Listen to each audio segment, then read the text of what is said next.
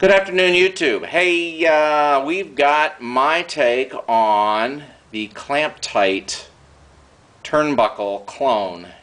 In other words, ClampTite being the brand name tool, and then homemade using turnbuckles.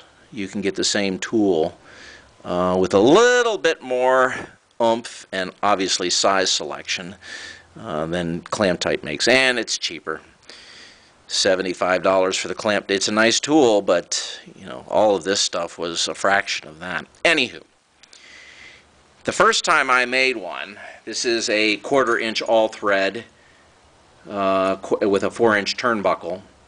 There's a small nut here, there's a 1/4 inch nut onto the thread, and then a bigger nut up here which gives you a little perch for your hands, or if you want to put a screwdriver through there to get some more tension to pull on the wire.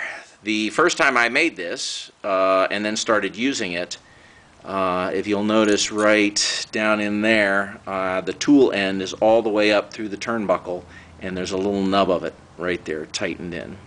Well, every time I would go to use this, I would wrap the wire around here and it would pull it, and I couldn't get the wire to loop on the other side because this would flop back and forth like this. So on the next iteration, what I did was I ground the threads away.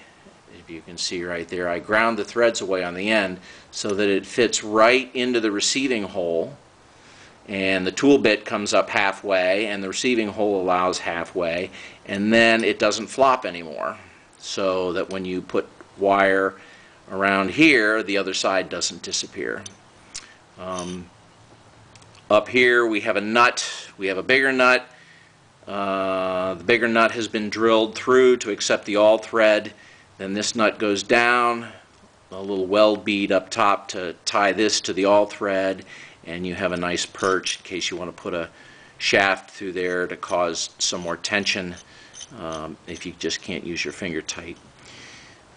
The next thing from the old version, the tool bit end is in there. You know, you can get it out with vice grips and stuff. But I wanted to make it so that you could use multiple tool bits, and using a nut on the end to lock it in place rather than, you know, tightening it completely to the stops of the threads. Also to make room for the little ground nipple receiver hole there. The locking nut allows you to have multiple tools so that you can make tool ends for any thickness size wire or special situations that you might come up in the field. Anywho, that's my take on the wire clamp tool, and I've used it a lot.